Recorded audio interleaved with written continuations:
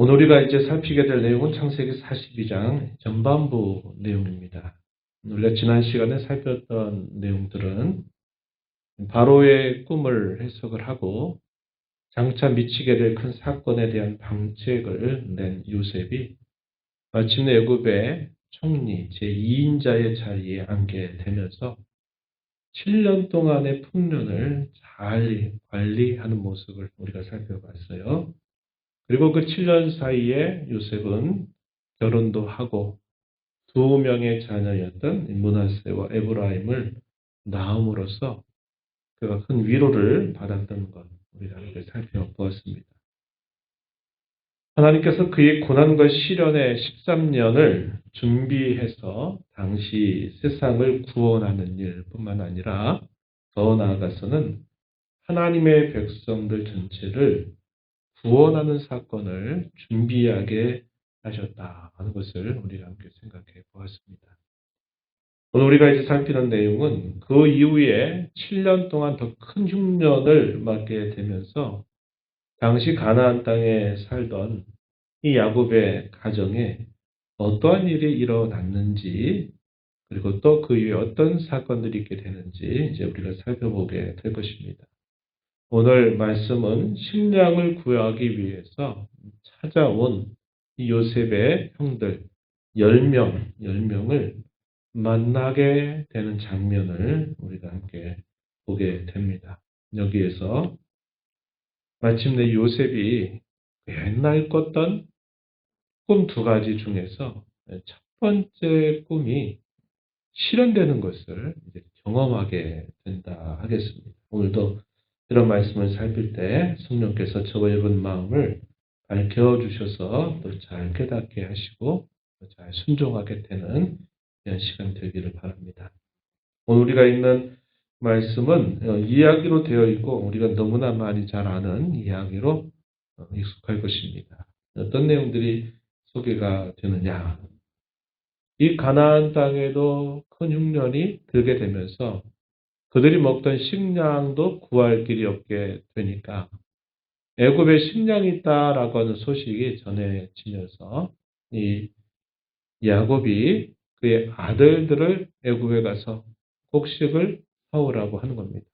그래서 한두 명을 보낸 게 아니에요. 왜냐하면 곡식을 가급적 많이 가지고 와야 되니까 그의 거의 모든 아들들을 다 보냈는데 누구만 빼놓냐면 말제의 아들이었던 베냐민만 빼놓고 이제 10명의 아들들을 보낸 겁니다.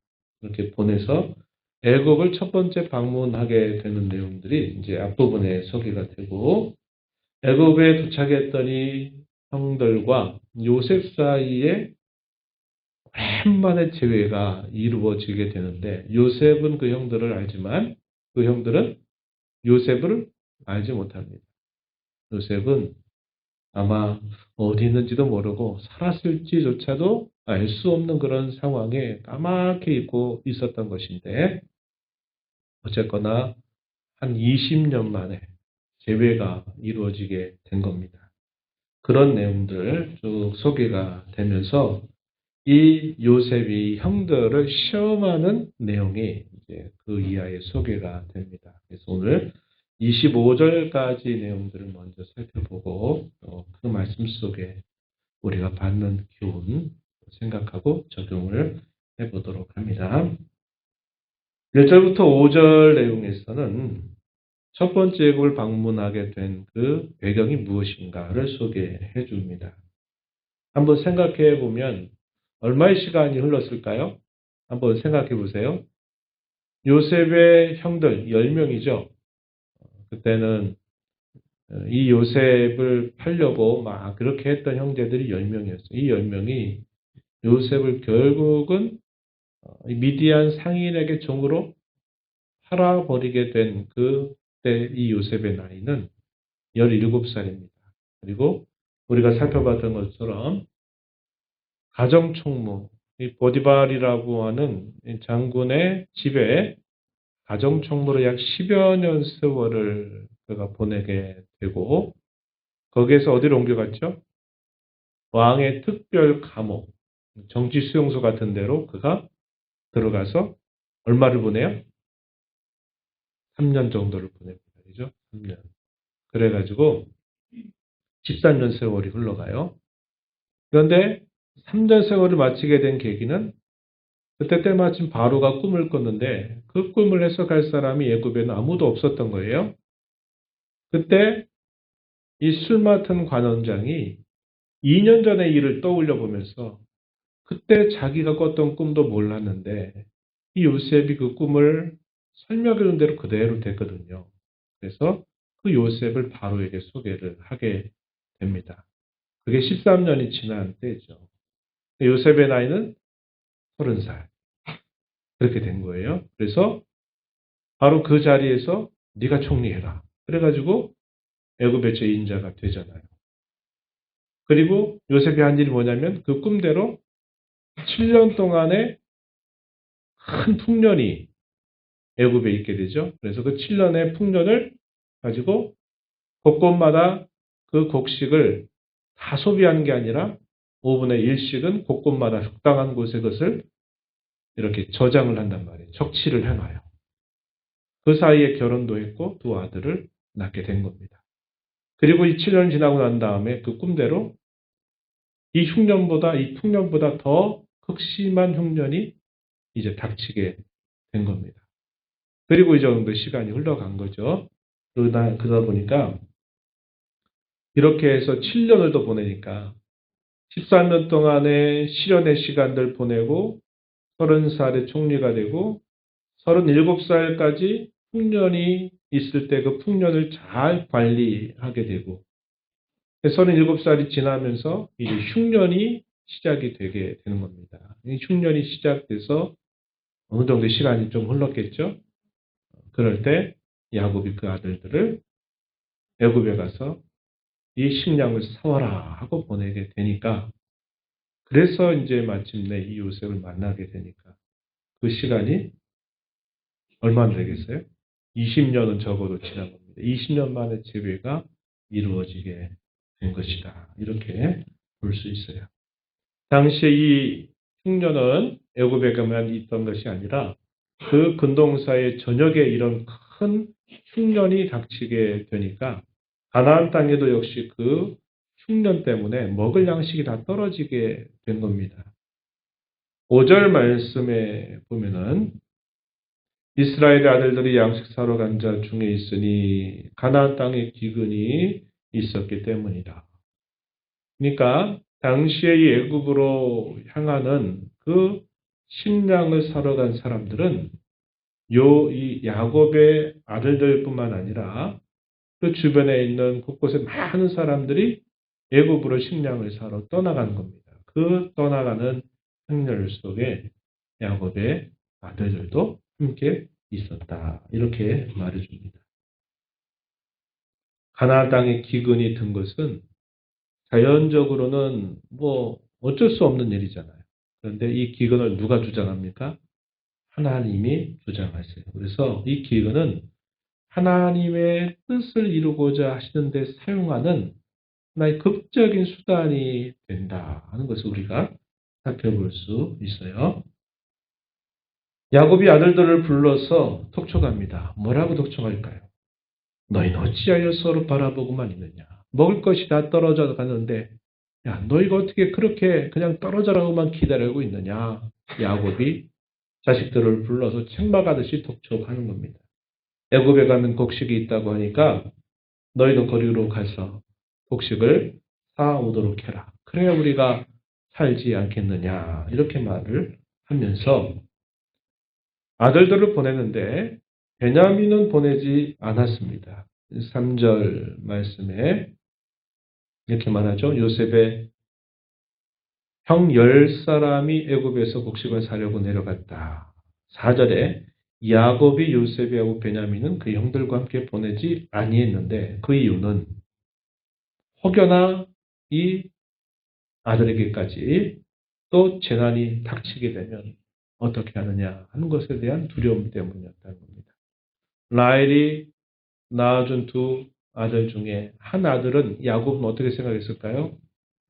그 아들들의 속임으로 인해서 맹수의 밥이 돼서 죽은 줄을 알고 있는 터였어요.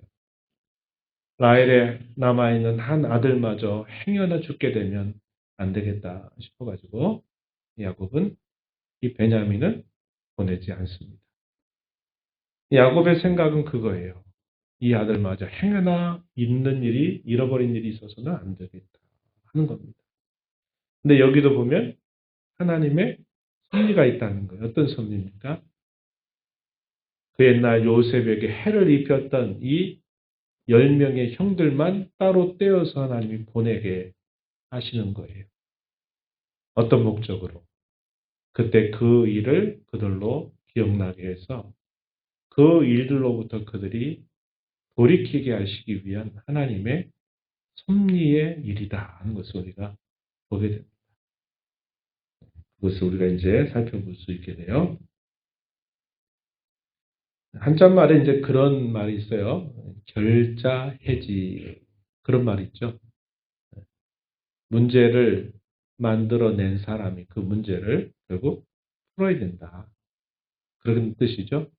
하나님이, 야곱도 그런 생각은 전혀 하지 못하지만, 하나님은 과거 20여 년 전에 있었던 그 일을 하나님이 기억하셔서 그것을 다시 그들을 되돌이키게 하시려고 하시는 그런 뜻을 가지고 하나님이 이렇게 이끌어가고 계시다 하는 것을 우리는 읽을 수 있습니다.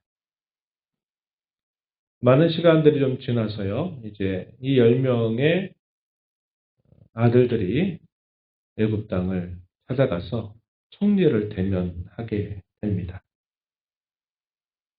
그 대면하는 그 순간 이제 요셉이 그 옛날 20여 년 전, 적어도 20년 훨씬 이전에 꿨던 그 꿈을 실현되는 것을 그가 경험하게 돼요. 그것이 이제 나타나게 됩니다. 이것이 6절부터 17절 내용에서 소개가 된다는 겁니다. 그리고 또 조금 더 지나면 어떤 일이 생기냐면 두 번째 꿈도 실현하게 돼요. 첫 번째 꿈이 어떤 내용이었어요? 요셉의 곡식단이 서 있고 그 주위에 11개의 곡식단이 서서 엎드려 절하는 모습이 그 꿈의 첫 번째 내용이었죠. 땅에서 꿨던 꿈이고 두 번째 꿈의 내용은 어떤 꿈이었어요? 배경이 하늘로 옮겨져요. 그래서 해와 달과 11별들이 또 절하는 그 꿈을 꿨던 것입니다. 요셉도 이 사실을 까맣게 잊고 있었어요.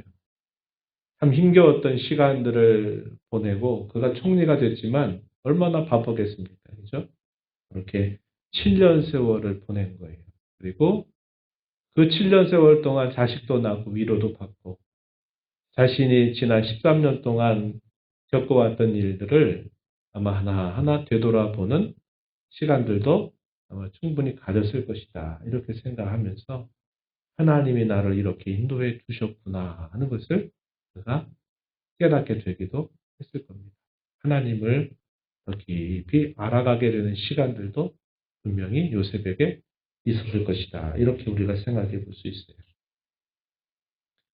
여기 이 요셉이 꿨던 이 첫 번째 꿈의 내용은 무엇을 실현하는 그런 꿈이었느냐. 요셉이 꾼 꿈이 실현되는 것인데 더 들어가서 요셉의 꾼 꿈은 어떤 꿈이냐면 결국 그의 조부, 할아버지, 그러니까 그의 아버지, 할아버지죠. 할아버지 아브라함이 꿨던, 아브라함에게 주셨던 하나님의 말씀이 실현되는 것을 보여주는 꿈이 바로 이 요셉이 꿨던 꿈이었다는 겁니다. 창세기 15장 말씀인데요. 15장 13절, 14절에 다시 한번 여러분들 한번 좀 살펴보시면 아브라함에게 하나님 이렇게 말씀하셨어요. 야곱에게 있어서는 야곱에게는 할아버지가 되고, 그죠? 또 요셉에게 있어서는 할아버지의 아버지니까 거부가 되겠죠. 그래서 그 말씀이 어떤 내용이냐면 창세기 15장 13절 14절 말씀을 함께 목소리를 읽어봅니다. 시작. 여호와께서 아브라함에게 이르시되 너는 반드시 알라 내 자손이 이방에서 객이 되어 그들을 섬기겠고 그들은 400년 동안 내 자손을 괴롭히리니 그들이 섬기는 나라를 내가 징벌할지며 그 후에 내 자손이 큰 재물을 이끌고 나오리라. 이것은 하나님이 출애굽의 사건을 통해서 보여주시는 하나님의 극적인 구원 사건, 구약의 구원 사건의 가장 큰 그림을 이제 실현에 가게 하는 하나의 꿈, 그것이 바로 이 요셉이 꾸었던 꿈이다 하는 것을 우리가 알게 된다 하는 겁니다. 다시 이제 본문으로 돌아가서 이 10명의 형들이 요셉 앞에 섰습니다. 요셉의 형들은 결코 자기 동생인 줄은 꿈에도 생각하지 못했어요. 애굽의 권력자들이 입는 옷이나 또 여러 모습들 이런 것들을 봤을 때는 전혀 상상도 못했겠거니와 얼굴을 제대로 보기도 어려웠을 것이다. 이렇게 여겨집니다. 어떻게 했을까요? 가서 엎드려서 먼저 절을 한 겁니다. 그렇게 된 거예요. 꿈이 이루어진 겁니다. 그 순간 꿈이 이루어졌어요. 요셉은 바로 알아차렸습니다. 자기 형들인 걸 알아차렸어요. 요셉이 어떻게 형제들에게 첫 꺼내는 말, 어떤 말이냐. 7절 가서 보면은 이렇게 말합니다. 권위를 담아서 엄한 소리로 이렇게 형제들에게 말해요. 너희가 어디서 왔느냐라고 묻습니다. 대답하기를 우리는 곡물을 사기 위해서 가나안 땅에서 우리는 왔습니다. 라고 대답하죠. 그러자 요셉이 또 말합니다. 뭐라고 말하냐면 정탐꾼으로 몰아요. 너희는 정탐꾼들이라 이 나라의 틈을 엿보라고 가나안 땅에서 온 사람들이 맞지? 이렇게 이야기를 한 겁니다. 그러니까 이 형제들이 뭐라고 대답해요? 아닙니다. 주인이여, 우린 결코 그렇지 않습니다. 우리는 곡물들을 사기 위해서 온 것뿐입니다. 라고 이야기를 합니다. 10절 말씀에 내 주여 아니니이다. 당신의 종들은 곡물을 사러 왔나이다. 우리는 다 한 사람의 아들들로서 확실한 자들이니 당신의 종들은 정탐꾼이 아니니이다. 이렇게 말합니다. 요셉이 왜 그런 말을 했어요? 그건 계기를 마련하기 위해서 그런 겁니다. 정탐꾼으로 모는 거예요. 몰아서 과거에 있었던 일들을 이제 하나씩 끄집어내는 일을 하는 겁니다. 뭐라고 대답을 했어요? 우린 결코 정탐꾼들이 아니라 우리는 가나안 땅 한 사람의 아들들이다. 그러면서 자신의 가족의 내력을 이제 이야기하기 시작하는 겁니다. 그러면서 과거의 사건들이 이제 하나씩 드러나게 되는 것을 보게 돼요. 이렇게 되는 걸 보니까 자기들도 과거에 그게 이렇게 기억이 나는 거예요. 조금 뒤로 가서 한번 볼까요? 21절 한번 보세요. 21절. 이렇게 말합니다. 그들이 서로 말하되 그 10명의 형제들이 서로 말하기를 뭐라고 말하냐면 21절에 우리가 아우의 일로 말미암아 범죄하였도다. 그가 우리에게 애걸할 때 그 마음의 괴로움을 보고도 듣지 아니하였기 때문에 이 괴로움이 우리에게 임한다. 이렇게 서로 말합니다. 그때 루벤 가장 첫째 형이었던 이 루벤 하는 말. 내가 너희에게 그 아이에 대해 죄짓지 말라고 하지 아니하였더냐. 너희가 듣지 아니하였다. 그러면서 왜 그때 내 말 안 듣고 너희 마음대로 해가지고 이렇게 됐느냐 이렇게 얘기하는 모습이 나타나요. 자기들은 다 히브리 말로 여기 말을 하고 있는 거죠. 근데 요셉은 어떻게 하냐면 거기에 통역사를 세웠어요. 근데 요셉이 못 알아듣는 게 아니잖아요. 그 말을 잘 알고 있는 거예요. 다 듣고 알고 있는 거예요. 근데 이 요셉의 형들은 저 총리는 우리 말을 못 알아듣는다. 그래가지고 이제 거기서 서로 막 얘기하면서 다투고 막 이런 일이 생긴 것을 우리가 보게 돼요. 그러니까 이렇게 되는 것들이 결국 과거에 그들이 했던 그 일들이 이렇게 잊어버린 것처럼 보이는데 그들의 마음의 깊은 곳에서 항상 그것이 가책으로 남아 있었던 일이었고, 이런 일을 겪으면서 보니까 그때 그 일이 더 이렇게 떠오르고 있다는 것을 그들이 확인하게 되는 겁니다. 요셉은 그렇게 말할지라도 또 이렇게 또 말해요. 12절에 보면 아니다.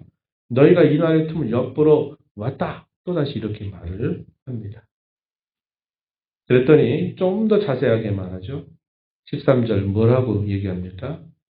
당신의 종 우리들은 12형제로서 가나안 땅 한 사람의 아들들이라. 막내 아들은 오늘 아버지와 함께 있고 또 하나는 없어졌나이다. 12명의 아들 중에 막내가 가나안에 있고 한 아들은 없어졌다. 이렇게 표현을 하고 있습니다. 그랬더니 그 말을 들었던 이 요셉이 그러면 증명해봐라. 너희의 진실함을 증명해내라. 이렇게 하면서 시험을 하는 겁니다. 뭐라고 시험을 하냐면 이렇게 말해요. 15절에 보면은 이렇게 말합니다. 너희 막내 아우가 여기 오지 않으면 너는 여기서 결단코 못 나간다. 막내 동생을 데리고 와라. 이렇게 말하고 뭐라고 말하냐면 너희 가운데서 한 사람을 보내서 가나안에 있는 막내 동생을 반드시 데려오고 다른 사람들은 다 그동안에 감옥에 있어야 된다. 이렇게 이야기를 했습니다. 그리고서는 이 10명의 형제들을 감옥에 3일 동안을 가둡니다. 3일 동안을 가둬요. 그때 이 형들의 마음은 어땠을까요? 얼마나 답답했겠어요. 우리는 진실을 얘기하는데 왜 저 총리는 계속 의심하고 우리를 정상권으로 몰고 있는 건가? 이런 생각도 들고 이런저런 생각들이 3일 동안 계속 들었을 것입니다. 한편 이 요셉의 마음은 어땠을까요? 그 마음이 대단히 애틋했겠죠. 그 형제들을 감옥에 가두고 있는 그 마음이 얼마나 많은 생각들이 본인에게도 들겠습니까? 만감교체하겠죠. 원망하고 불평하고 싶었던 마음, 또 보복하고 싶은 마음도 들고, 또 그 사이에 하나님이 자신을 이렇게 또 세우신 것도 생각해보고, 많은 생각들이 3일 동안 계속 있었을 것입니다. 그리고 사흘이 되니까 이 요셉이 다시 그들을 불러내서 그의 생각이 조금 바뀌어요. 뭐라고 이야기하냐면 18절 가서 보면 나는 하나님을 경외하는 사람이다. 이렇게 해서 너희들의 생명을 보존해라. 이렇게 말하면서 뭐라고 얘기하냐면 너희 중 한 사람만 감옥에 남아 있어라. 그리고 9명은 곡식을 너희가 사서 그 곡식을 가지고 너희 가나안 땅으로 돌아가서 굶주림을 면해라. 이렇게 이야기를 해줍니다. 말이 바뀌었죠? 한 사람만 가서 데려오게 하고 나머지는 감옥에 있어라. 했던 그 말을 요셉이 3일이 지나고 난 다음에는 말을 바꿨어요. 한 사람만 여기에 있고 나머지는 곡식을 다 너희가 팔 테니까 그 곡식 가지고 가서 너희 그 가나안에 있는 가족들을 먹여 살려라. 이렇게 이야기를 하는 겁니다.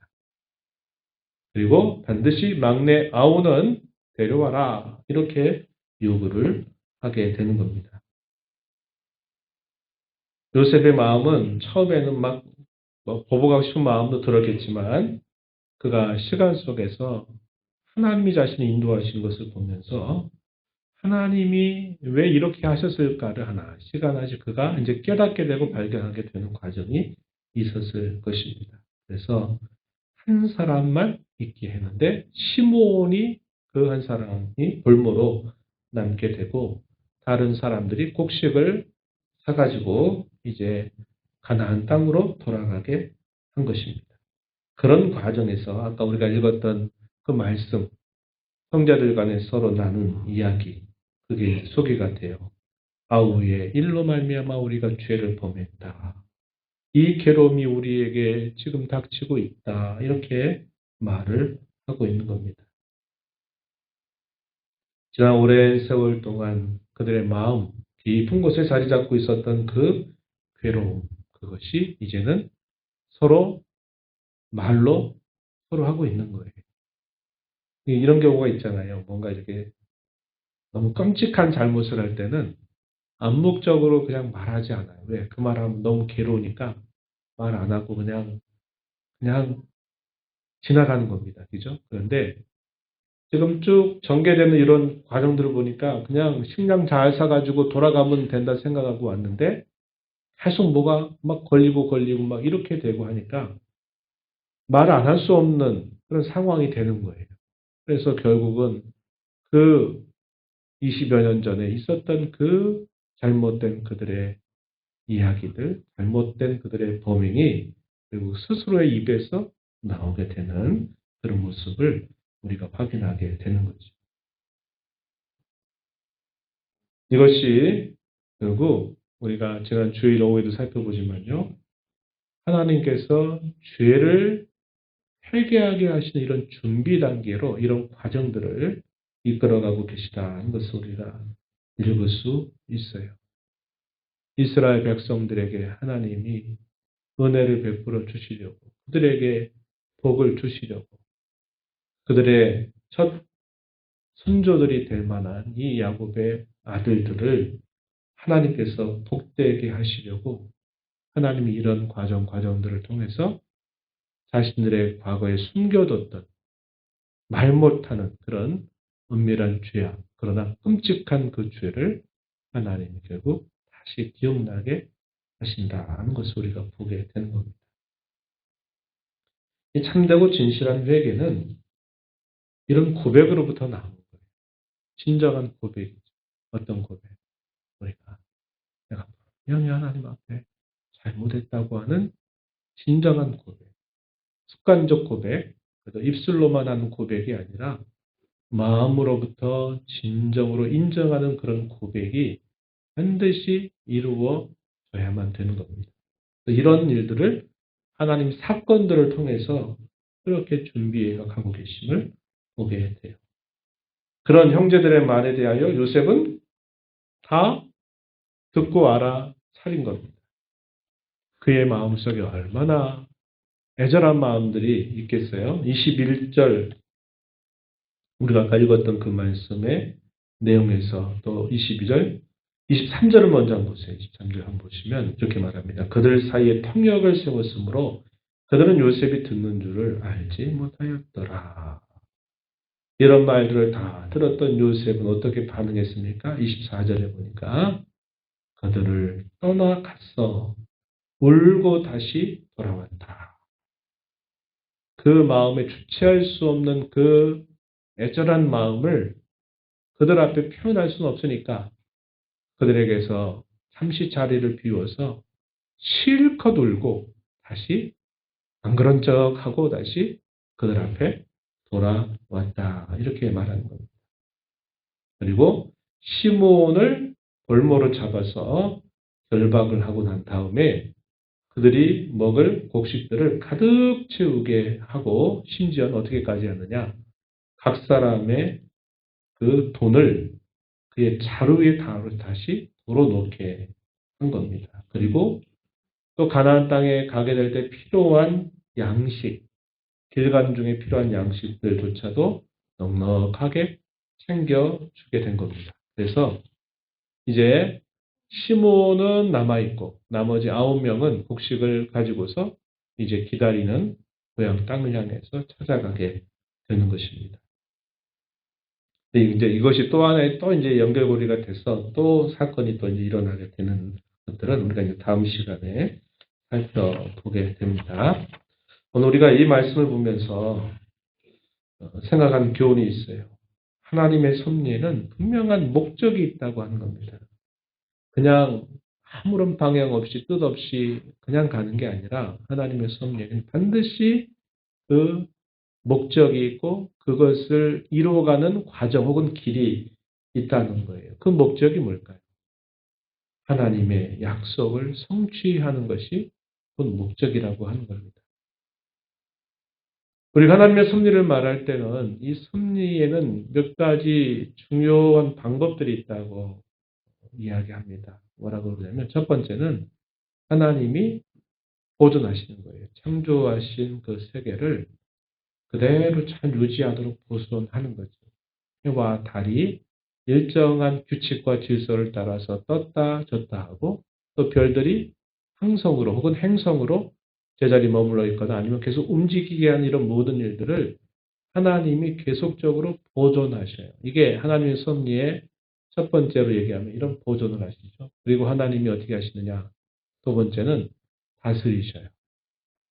이렇게 이끌어 가신다는 거예요. 모든 창조 세계 또 그 세계 안에 살아가는 모든 사람들 그 중에는 하나님의 택하신 백성도 있고 그렇지 않은 백성도 있지만 그런 모든 대상들을 하나님이 다스리고 계시다 하는 거예요. 그것을 국가라고 하는 제도를 성립해서 국가를 통해서 사람들을 다스려 가시기도 하고 그리고 구체적인 작은 일과 사건들을 통해서도 하나님이 그들조차도 다스려 가고 계시고 택하신 백성들도 역시 하나님이 다스려 가고 계신다 하는 것입니다. 마지막으로 또 하나 생각하는 게 뭐냐면 동시 발생이라고 하는 거예요. 조금 낯선 표현인데 이게 뭐냐면 이런 거예요. 한 어떤 사건 하나가 일어나면 그 사건을 보는 그 사건에 참여하는 대상들이 굉장히 많아요. 그렇잖아요. 예를 들어 어떤 교통사고 한번 났다 그러면 거기에는 직접적인 가해자와 피해자가 있고 또 그 현장을 때마침 지나가다가 다른 운전자들이 그 상황들을 보고 이런 것들이 그 하나의 어떤 사건이 일어나는 그 일들 속에 굉장히 많은 요인들이 함께 거기에서 그 현장에서 일어나고 있는 거예요. 어떤 사람은 그거 보고 왜 이런 일이 일어났지? 그런 사람인가 하면 또 어떤 사람은 그걸 보고 도대체 어떻게 했길래 저런 사고를 낸 거야? 막 분을 내는 사람도 있고 또 어떤 사람은 도대체 이게 무슨 일이야? 그래가지고 또 호기심을 가지고 또 거기에 또 잠깐 옆에 세워두고 또 온 사람도 있고 또 어떤 사람은 나서가지고 저거 전화해야 된다고 그래가지고 또 전화기 들고 막 전화하는 사람도 있고 이러겠죠. 그러니까 하나의 사건 속에 많은 거기에 참여하는 여러 대상들이 있어요. 그럼 사람들이 거기에 참여한 대상이 있고 또 거기에는 또 뭐가 참여하냐면 차원적으로 더 높은 차원에서 활동을 하는 존재가 있어요. 그 존재가 누구냐? 사탄이 활동을 한다 이 말이에요. 거기에서 사람들로 하여금 악을 조장하게 만들고 또 나쁜 쪽으로 사람의 마음을 계속 이끌어 가게 되는 일들이 있고 또 그 사건을 통해 가지고 뭔가 더 나쁜 일, 어떤 사람에게 더 나쁜 일들을 결국 이루어 가도록 계속 사람의 마음 부추기고 하는 일들이 또 있어요. 근데 사람은 그걸 알까요, 모를까요? 몰라요. 몰라요. 사단이 나에게 이렇게 하라고 시켜서 내가 지금 이렇게 하는 거야. 이렇게 말하는 사람 있어요?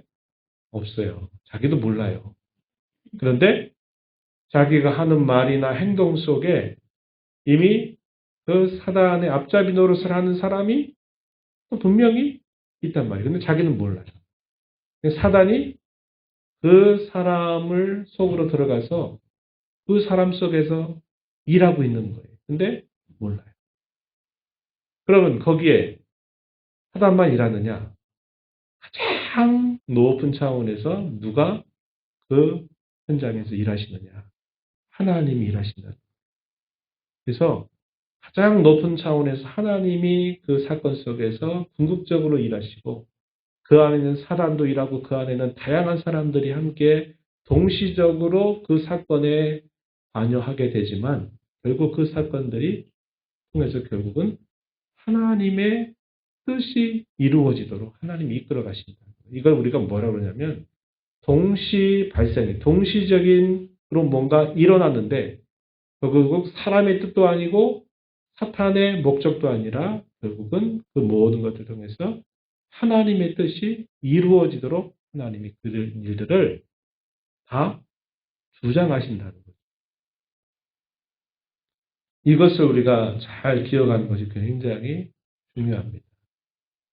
욥기에 이제 이런 표현들을 아주 우리가 분명하게 볼 수 있어요. 욥이 갑작스럽게 당했던 그 재앙 같은 그런 혹독한 시련이 있었잖아요. 자기 가지고 있었던 재물들 갑자기 다 빼앗겨 버리고요. 또 심지어는 함께 모여 있었던 아들들이 함께 동시에 죽어버리잖아요. 그 모여있는 위에 있는 그 지붕이 무너져 내리면서 그냥 다 자식들이 죽게 돼요. 그런 일이 있게 돼요. 그거는 우연히 일어난 일처럼 보이잖아요. 그런데 그 일이 왜 일어났느냐. 여기서 1장에서 그걸 보여줘요. 사단이 도적대들도 사용해가지고 욥을 저 밑바닥으로 떨어뜨리려고 한 거죠. 또 자연재해 같은 것도 사단이 그걸 이용을 해가지고 그 자식들이 모여있는 그 지붕 아래 있는 기둥을 쓰러뜨리니까 그것이 무너지면서 욥의 자녀들이 한꺼번에 다 죽게 되죠. 사단이 목적한 건 뭐냐면 하나님이 살아계신데 왜 이런 일이 나에게 닥칩니까? 하나님 너무한 거 아닙니까? 이거는 말도 안 됩니다. 난 그런 하나님이면 안 섬기겠습니다. 이렇게 하기를 목적으로 하고 사탄이 이렇게 저렇게 다 사용해가지고 결국 욥을 쳐가지고 쓰러뜨리려고 한 거예요. 그런데 욥이 어떻게 반응했어요? 주신 이도 여호와시요 취하신 이도 여호와시니 여호와는 찬양을 받으시옵소서. 이런 고백할 줄 몰랐죠. 사단은 결코 이런 일이 없을 거라고 장담했어요. 그런데 결국 어떻게 한 거예요? 욥이 그렇게 했다는 거예요. 그럼 하나님은 욥의 마음을 지켜주셨을까요? 안 지켜주셨을까요? 지켜주신 거예요. 그러니까 차원적으로 다르게 동시 하나의 사건 속에 차원적으로 다른 많은 원인들이 함께 그 사건 안에 동시적으로 일어났는데 결국은 거기에 누구의 뜻이 이루어져 사람의 뜻도 아니고 내 뜻도 아니라 결국 하나님의 뜻이 이루어지도록 하나님이 이끌어 가신다는 거예요. 이걸 우리는 뭐라고 그러냐면 이걸 동시 발생이다 이렇게 말하고 있는 겁니다. 오늘 우리가 읽은 이야기 속에서도 발견되잖아요. 베냐민을 안 보내는 야곱의 목적은 뭐예요? 이 아들마저 잃으면 나는 진짜 못 산다. 얘는 남겨두어가지고 했는데 하나님은 그걸 어떻게 하셨어요? 그 옛날 20여 년 전에 있었던 그들의 악행에 대하여 하나님이 그들을 풀 수 있도록 그 결자해지란 말이 있듯이 풀 수 있도록 그것을 하나님이 이끌어 가시는 거예요. 야곱은 그걸 몰라요. 근데 하나님은 그것을 목적하시고 그렇게 이끌어 가시는 거예요. 그런 것들. 기근이라고 하는 것도 겉으로 볼 때는 사람이 못 살겠다 생각되지만 그 기근 아까 제가 뭐라고 그랬냐면 하나님의 뜻을 이루는 하나의 큰 매개 수단이 되고 있다는 것도 하나님이 그 기근을 통해서 결국 목적하시는 것은 하나님께서 그들의 그 조부였던 아브라함에게 하셨던 그 구원의 역사를 하나님이 시작하도록 준비하기 위하여 그런 일들을 하나님이 조성하고 계시다는 거예요. 그것이 결국 이런 일과 사건 속에 항상 이런 동시적인 이런 여러 요인들이 함께 있는데 하나님이 그 가운데서 항상 일하고 계시다는 것을 우리는 배우게 되는 겁니다. 그러니까 우리가 어떤 일과 사건들을 만나잖아요. 그런 일을 만날 때 우리의 생각은 가장 간단한 것에만 멈춰 서면 안 돼요. 아, 못 살겠다, 미치겠다, 괴롭다, 죽을 것 같다. 이런 생각에 안 들 수는 없지만 이런 생각에만 머물면 안 되고 거기에서 계속 어디까지 거슬러 올라가야 되냐면 하나님의 이 깊은 섭리의 의중을 우리가 다 알 수 없지만 알 수 없을 때 우리가 어떻게 될까요? 하나님의 분명한 뜻이 있다. 내가 비록 그것을 지금은 알 수 없지만 하나님 분명한 이것에 대한 분명한 그분의 뜻과 인도하심이 분명히 있다. 이걸 우리가 굳게 신뢰하고 내가 해서는 안 될 일, 내가 해야 될 일을 잘 구분해서 특별히 그때는 우리 입술에 파수꾼을 세우고 우리 마음에 파수꾼을 세워야 돼요. 그래서 그냥 말이면 다 말인 줄 알고 막 이렇게 하고 하면 안 되고, 그럴 때일수록 더 절제하고 또 절도 있게 우리의 마음을 하나님이 파수꾼처럼 지켜달라고, 우리 입술을 지켜달라고 기도하고 나가다 보면, 아, 하나님이 이걸 위해서 이렇게 하셨군요를 우리가 훗날에 조금은 알게 돼요. 다 알지는 못하지만 조금은 알게 되고, 그래서 하나님이 결코 자기 백성들에게 손해가 되도록 하시는 일은 없다는 것을 고백하게 하신다는 거죠. 그래서 이것을 우리가 잘 기억하는 것이 중요하다. 그리고 마지막 한 가지, 아까 우리가 살펴봤던 것처럼 참된 회개야말로 하나님의 은혜를 받는 중요한 수단이 된다는 것을 우리는 다시 기억하자고 하는 것입니다. 지난 주일 오후 때 참된 회개와 선행에 대해 우리가 함께 생각해 봤는데, 불신자들은 어떻게 대해야 할까요? 그들이 범하는 죄에 대하여 하나님이 반드시 그 죄값에 대하여 시간을 두고 반드시 심판하신다는 거예요. 그러나 하나님의 백성들에게 있어서는 죄를 범하게 될 때 그 죄 문제를 처리하도록 하나님이 이끌어 가셔서 그들에게 마침내 복을 주시도록 이끌어 가신다 하는 겁니다. 이스라엘 백성들은 복받은 백성들이죠. 오늘 저와 여러분도 하나님께 복받은 하나님의 자녀들입니다. 하나님의 복을 받기 위해서 하나님이 우리에게 준비시키시는데 어떻게 하느냐? 우리의 마음속에 우리가 숨겨두고 있는 그런 은밀한 죄와 잘못 문제들을 하나님께서 그것을 처리하게 하시는 일을 통해서 하나님이 우리에게 결국 은혜를 베푸시는 거예요. 하나님이 복을 주시려고 하는데 걸리는 문제들이 있어요. 그러면 어떻게 하겠어요? 그 걸리는 문제들을 제거하신 다음에 하나님이 그들에게 은혜를 주시는 거예요. 그래서 우리가 참된 회개를 하는 것은요, 하나님께로부터 은혜를 받는 아주 중요한 수단이 된다는 것을 잊지 말아야 합니다. 뭐가 그렇게 잘못한 게 많다고 맨날 회개한다고 그러냐. 진짜 나쁜 사람인가 보다. 믿지 않는 사람은 그렇게 여기겠죠?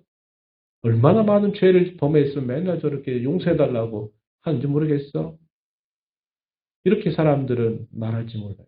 그러나 하나님 앞에 그의 자녀가 된 저와 여러분이 우리에게 늘 참되고 진실한 회개를 우리에게 하게 하시는 것은요, 하나님이 우리에게 큰 은혜를 주시기 위해서 하나님 그렇게 하시는 줄 우리가 알고, 우리가 이 땅에 사는 동안 우리의 허물과 죄에 대하여 참되고 진실하게 하나님께 용서를 구하는 자세를 가져야 합니다.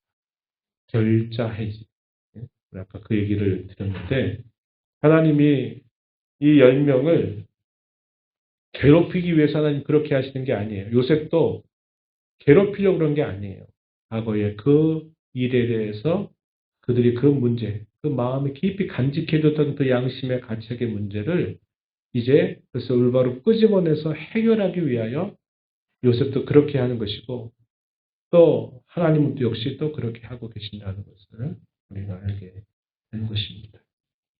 또 남은 3일, 또 남은 삶 속에서도 이런 말씀의 교훈을 가슴에 새긴 자로 살아가는 저와 여러분 되기를 바랍니다. 하나님 아버지 감사합니다. 요셉의 이야기를 통해서 오랜 세월 동안 고난과 시련을 겪게 하셨던 것은 그저 형제들의 미움 때문만은 아니었습니다. 그의 조부에게 주셨던 하나님의 놀라운 구원의 약속을 위한 준비의 과정들이 되게 하시려고 그가 당하는 시련과 고난조차도 하나님이 복되게 하시고 복되게 사용하시는 손길을 저희가 살펴봅니다. 이 땅에 사는 동안 우연히 일어나는 모든 일과 사건들처럼 보여도 하나님이 섭리 가운데 이 모든 일들을 조정하고 계심을 우리가 기억하고, 하나님께서 저희들에게 모든 것을 합력하여 선을 이루게 하시는 그런 신실한 하나님이신 줄을 믿음으로 바라보고, 주의 깊으신 뜻을 알 수 없는 저희가 어떤 일과 사건들 속에서도 우리 입술과 마음을 하나님 앞에 잘 지켜서 아주 하나님을 신뢰하고 인내하고 하나님의 도움을 언제나 구하면서 믿음의 길을 잃지 않는 저희들의 삶이 되도록 인도하여 주시옵소서. 예수님 이름으로 기도하옵나이다. 아멘.